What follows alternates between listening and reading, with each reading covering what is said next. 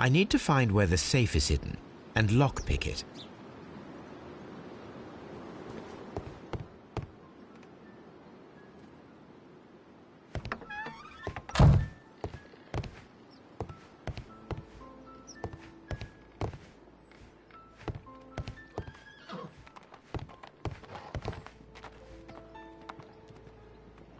This cupboard is an absolute mess.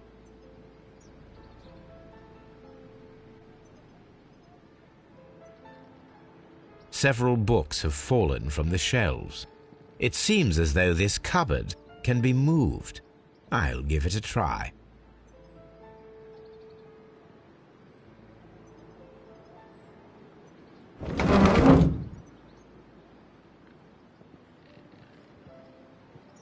So, that's the lock I must open tonight. Let me see.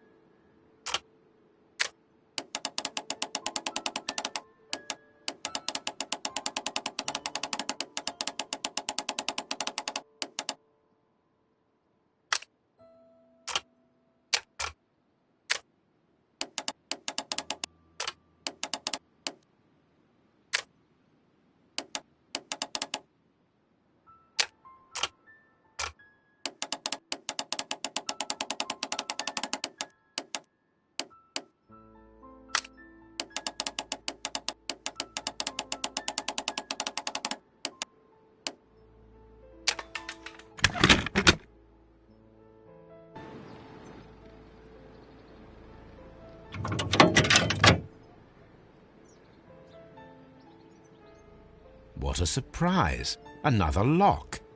And I won't be able to pick it. I recall that precious key around Foley's neck. It might prove a decent fit. I suppose they hired me to only open the first lock. Let us wait for the thieves, trap them, and find out. Let us check the thieves' possible escape routes in the event that they are caught off guard by the police from the front door.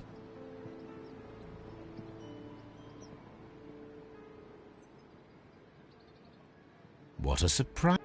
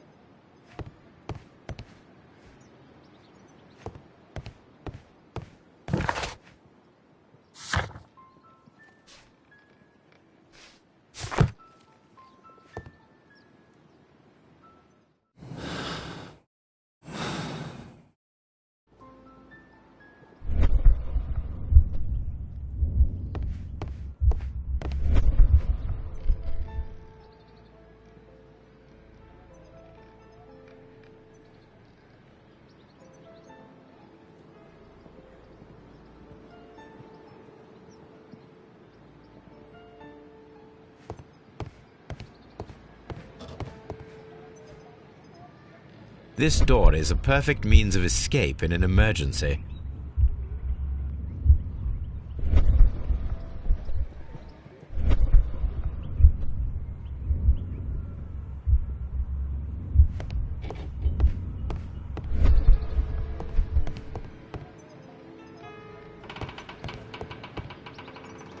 The ground floor window is a perfect way to escape the police.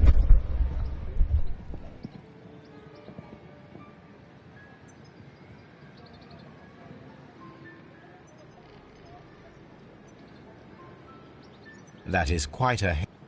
This works very well. No one will escape through this window now.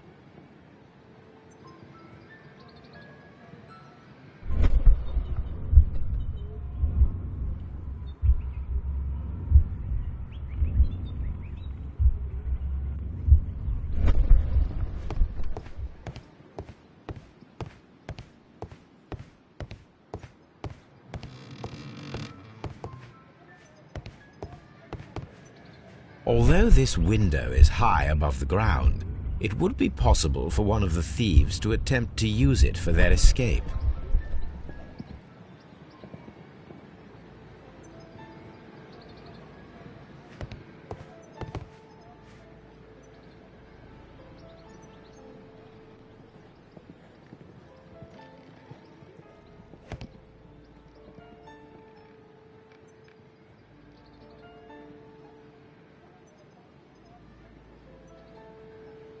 This is the perfect place to set a trap.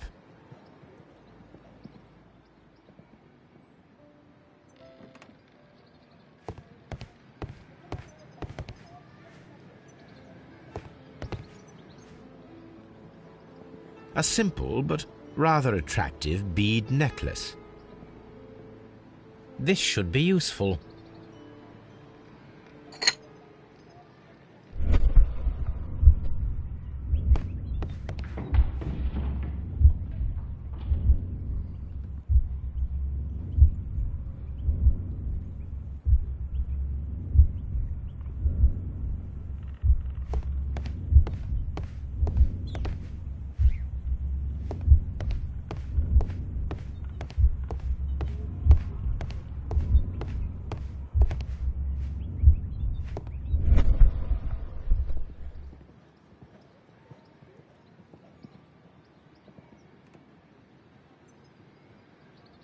One step on these beads, and our thief will go flying.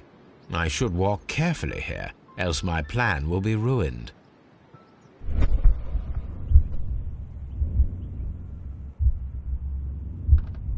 Any thief who finds his way upstairs will roll down very quickly.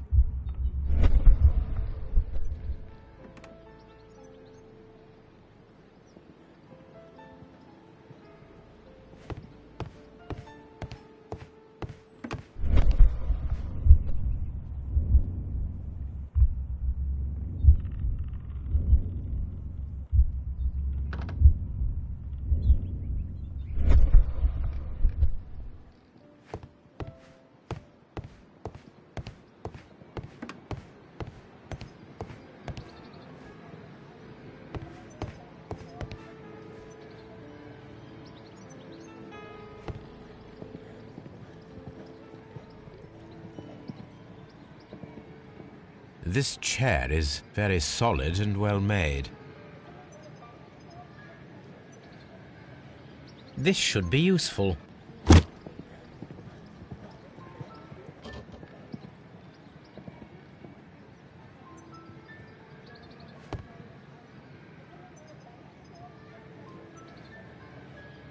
This hatch leads to a cellar.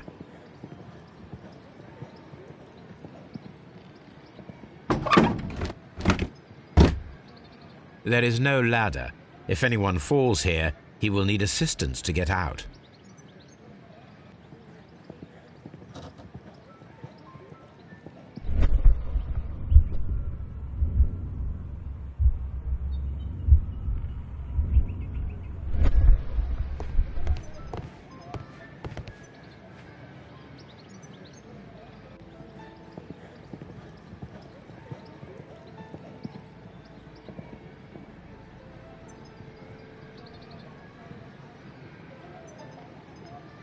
A solid rope.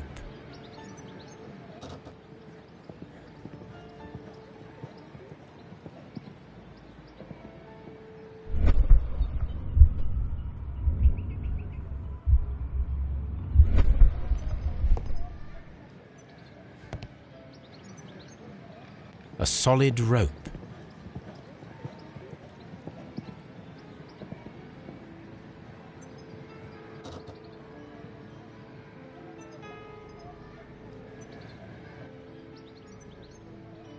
This door leads to a kitchen, which holds the shortest route to the back door.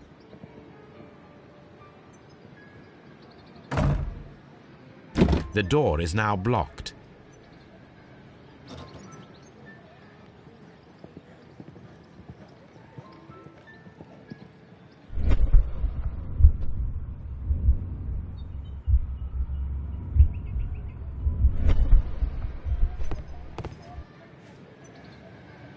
This should be useful.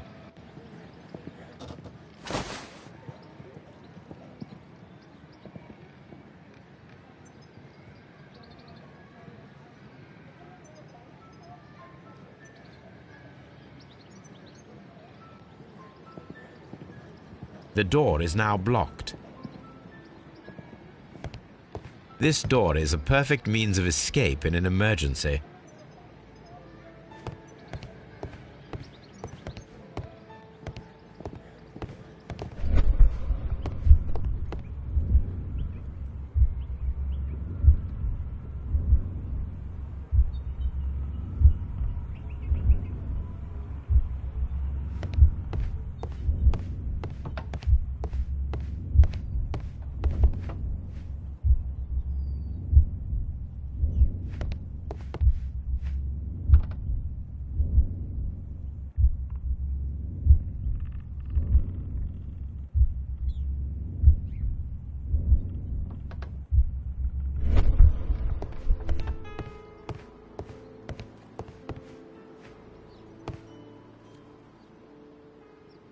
I wonder what this old chandelier is doing on the floor. It looks as though it was poorly attached. I suppose that the thieves already tried to open the lock with this formidable hammer, but they were unsuccessful.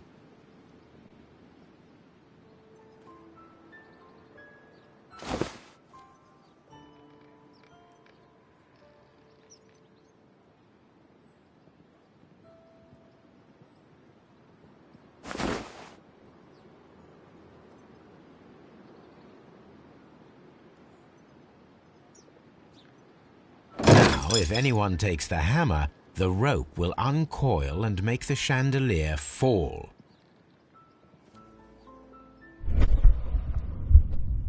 If he runs through the dining room and takes a sledgehammer to force open the door, the chandelier will knock him down.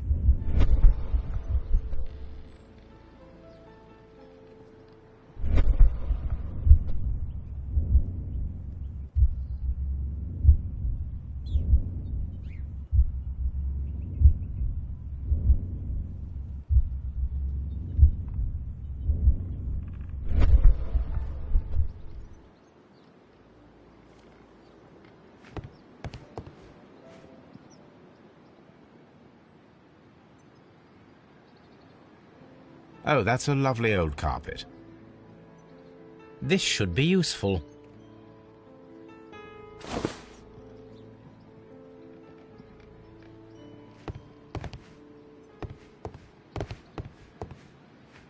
The door is now blocked.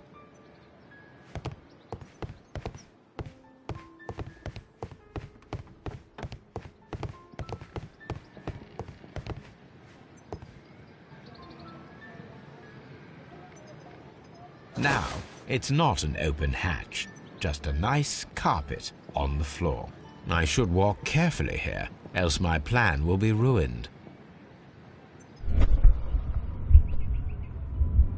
Now, if a thief runs through the kitchen, he'll pay a surprise visit to the cellar.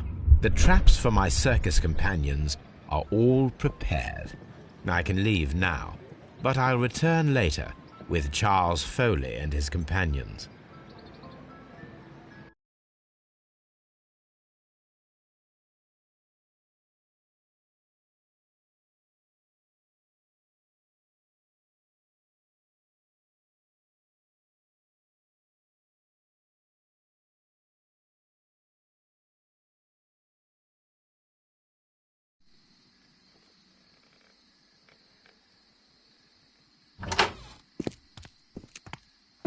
Police! Police!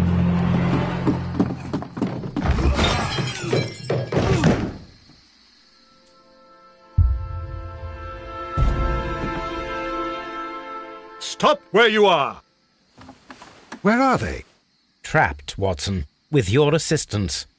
How so? Oh, you sounded just like a real bobby, my dear fellow. You startled them into the traps. I did? I assure you, Watson, it was quite an entertaining show. They will not escape the house now. You scum! And this is the pistol used for the murder in Half Moon Street. How do you know about that? Have you closed the case yet, Sherlock? Mycroft, what are you doing here? Did you follow me? Sherlock, it may seem that I used you, but you should be pleased to know that you have served our Queen well, in this instance. So now, let us catch the big fish. But this man is not one of the merry men? No. Then why exactly are we here, Sherlock? This gentleman, Charles Foley, has been involved in a double murder, and the hunter of a set of valuable antiques, the Hellenistic treasures, which disappeared in a theft many years ago. You're no better than the coppers!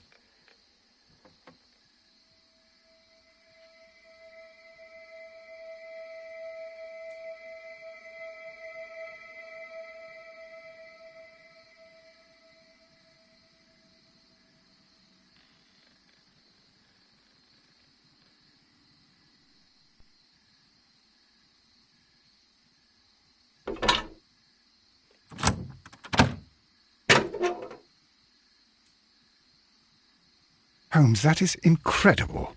The Hellenistic treasures. Indeed. Nothing but trifles. Where are the merry men? I don't know why you are asking me, Mycroft. They are yours to find. I'll see you soon, dear brother.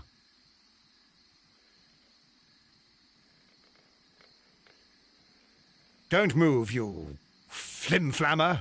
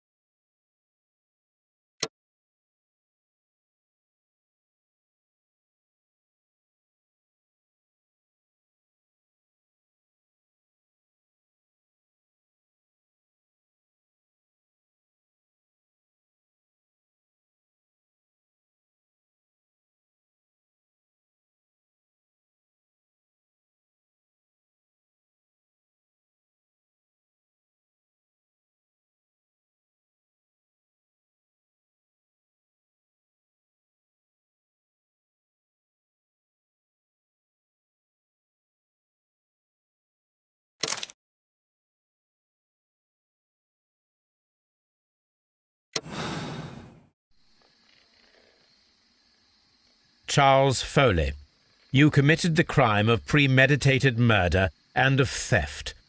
You will be severely punished for your deeds. You are pitiful, you Scotland Yard dog. Save your words for the gallows. I'm sure the journalists will love them. I shall leave now, Watson. Gentlemen, please take our friends here into custody. Where are you going?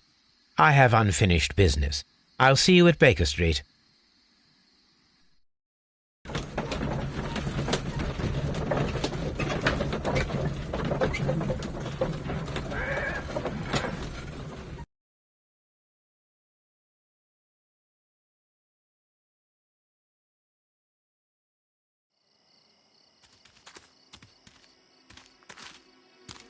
Be careful with the lamps. Don't bring them too close to the barrels. Good evening, gentlemen. Who's there? That is of no importance. What matters is who you are and the plans that you have here. So you can stop us from carrying them out? Eventually, yes. Hey, careful. You'll blow us all up. I'm listening. We are a group known as the Merry Men. But I suppose you knew that already. We are the men who've already lost everything of value in their lives. We are ruined shopkeepers. We are workers who were fired from their jobs, honest people who were robbed. We were forced out from our homes and thrown onto the street. And all of this in the name of the so-called law. The laws that were set out by our government. The laws that make the commoners only more vulnerable and the wealthy more protected. We are not only from the British Empire. Some of us are from the New Lands, America, Australia, and we are many. But men we are still, and we are merry for that we stopped being afraid. For those powers that be had done their best to plant the fear inside our souls, and we accepted it so easily. The fear advised us to keep our heads bowed. It prevented us from fighting. Bankers and politicians, they own our lives, our work, our bread, and they push us to compete between each other, just to see who may serve them better. But in the end, they are the few, so they are weak. They are nothing without their titles. We should not fear them. Our so-called masters should fear us instead. The time has come for our group to stand tall. Our great and many merry men. We are going to blow up the London Stock Exchange. No life shall be lost. But ownerships, debts, and property titles? They shall all be destroyed. They're only papers, after all. So many people will be freed over this night. That is a radical step to take. What result do you truly expect? Chaos. But soon people will understand that they are free, and that they don't belong to anyone. They will be able to work for themselves, together, without letting the rulers dictate what to do, and finally justice will arise. What you are intending to do is a crime. It is not justice. How do you see justice, then? Kids go to prison for a loaf of dry bread. And how many lords do you see punished for stealing from their people, sending them to their deaths in mines or overseas to fight for land? Our masters wouldn't hear us. So now it's time to sing the song of the merry men. Will you let us do our duty?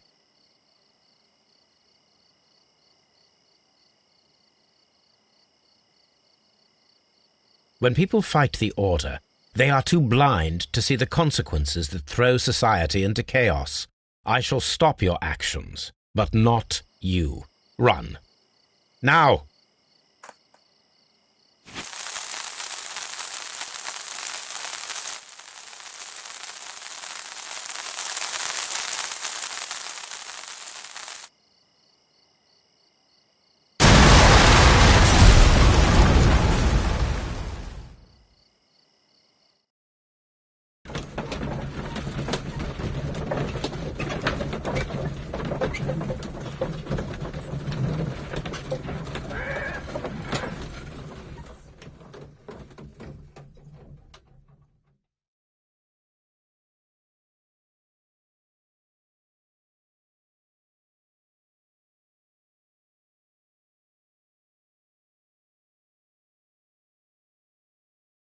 So, you're interested in Russian literature now? Quite, lately. It is an interesting book. I remember a few lines. Really? I tried reading it myself, but I had a hard time understanding it. Yes, Doctor. It's about intelligence. Sherlock, I vaguely recall one of the lines. Sometimes it takes something more than intelligence to act intelligently. There were also a few words along the lines of, pain and suffering are always inevitable for a large intelligence and a deep heart. Tell me, Doctor, does my brother show any signs of pain or suffering? Not that I know of. Because you see, Doctor, behind all of his masquerade, my brother does possess a deep heart. So deep that he does not recall where he places his love. Well, I'm sure that... His love and his duty that, in the first place, should be directed towards the Empire. For without it, we would be nothing. A country filled with uncivilized men. And the Empire needs order and discipline. It has no room for chaos. People who commit crimes, or at the very least intend them, deserve punishment, Sherlock. Without justice, there can be no civilization. But we serve the truth, not justice. Your truth, Doctor, that may prove immoral. Allowing people to terrorize London, destabilizing the whole empire. Terrorize only the powers whom you serve, Mycroft. Not I, not Watson, not Mrs. Hudson, not Wiggins. Sherlock, the merry men are to be stopped. Not by me. You created the merry men. Stop them yourself. Only make sure that you don't create 10 more merry men by arresting the one. Good night, Dr. Watson. Anything in the post, Watson? Any clients worthy of our attention? Only a second reminder from Mrs. Hudson about our new neighbour. She urges you to remove your... Oh, I don't care about that. Holmes, the lady who will be moving in shortly has requested the use of our spare room to place all of her boxes. Wait. What? A lady?